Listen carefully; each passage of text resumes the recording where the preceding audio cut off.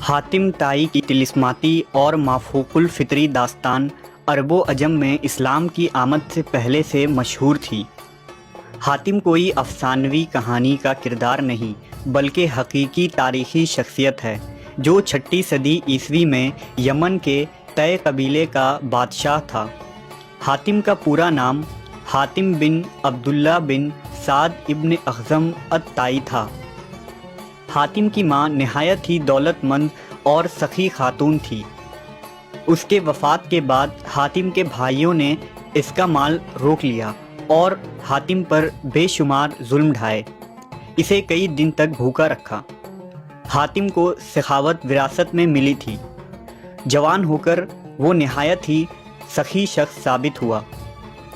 हातिम ने सखावत में इस कदर मुबालगा किया कि जब वो अपने दादा के पास रहता था और काफ़ी छोटी सी उम्र थी, उस वक्त वो अपना खाना लेकर बाहर निकल जाता। अगर कोई मिल जाता तो साथ मिलकर खा लेता, वरना खाना फेंक देता। हातिम पूरे अरब में मशहूर हुआ और उसकी सखावत के चर्चे आम हो गए।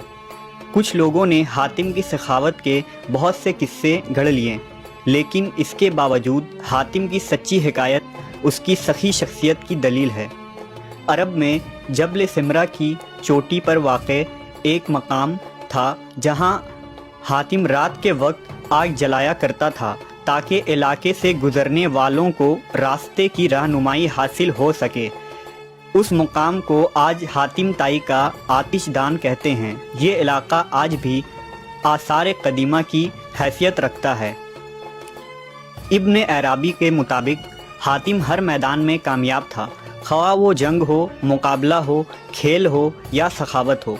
ज़माना जाहिलियत में माह रजब का चाँद बहुत ही मुक़द्दस माना जाता था। लिहाजा जब रजब का महीना शुरू होता तो हातिम हर रोज़ 10 ऊँट ज़बह करता और लोगों को खाना खिलाता।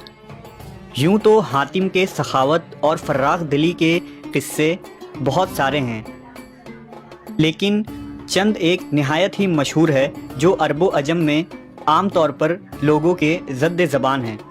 मशहूर है कि रोम के बादशाह कैसर के दरबार में एक दिन हातिम ताई की सखावत का तज़किरा हुआ।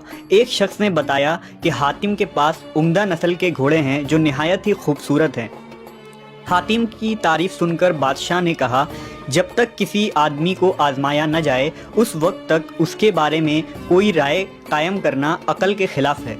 बादशाह ने कहा, जाओ और हातिम की सखावत के बारे में हमें मालूमात फ़राहिम करो।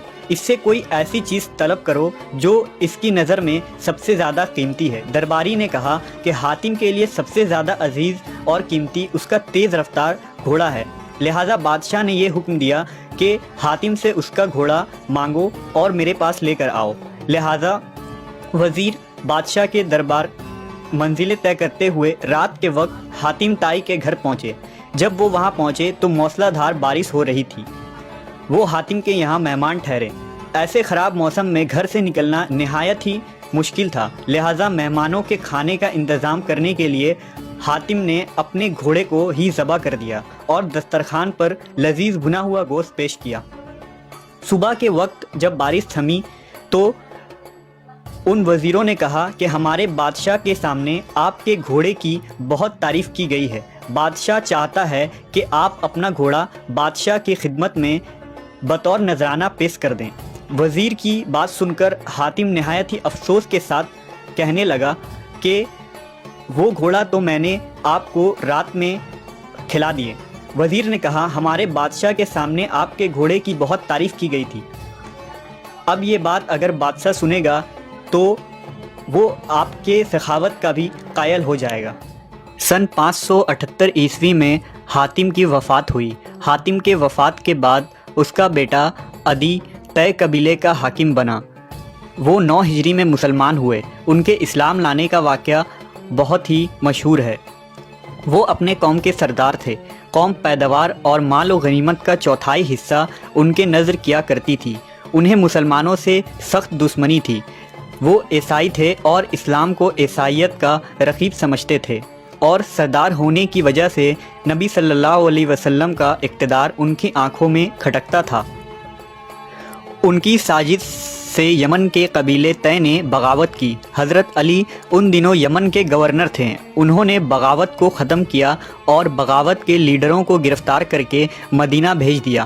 ان میں عدی کی بہن صفانہ تھی، یعنی صفانہ بنت حاتم۔ وہ بھی نبی صلی اللہ علیہ وسلم کے سامنے پیش کی گئیں۔ انہوں نے کہا کہ میں سخی حاتم تائی کی بیٹی ہوں۔ میرا باپ بھوکوں کا پیٹ بھرتا تھا اور غریبوں پر رحم کرتا تھا۔ اس پر نبی صلی اللہ علیہ وسلم نے فرمایا، تیرے باپ میں مسلمانوں کی سی خوبیاں تھیں۔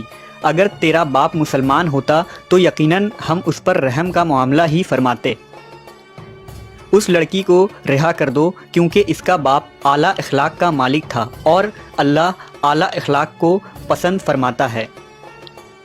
لہٰذا نبی صلی اللہ علیہ وسلم کے اس احسن سلوک سے متاثر ہو کر عدی اور ان کی بہن صفانہ نے بعد میں اسلام قبول کر لیا، اور حضرت عدی ابن حاتم رضی اللہ تعالیٰ عنہ جنگ صفین اور جنگ جمل میں حضرت علی کے ساتھ مل کر انہوں نے یہ جہاد کیا۔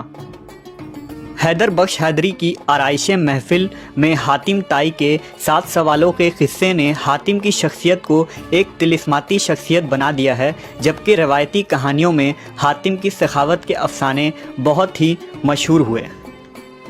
حاتم کے بارے میں آپ کی کیا رائے ہے؟ کمنٹ سیکشن میں ضرور بتائیں۔ شکریہ۔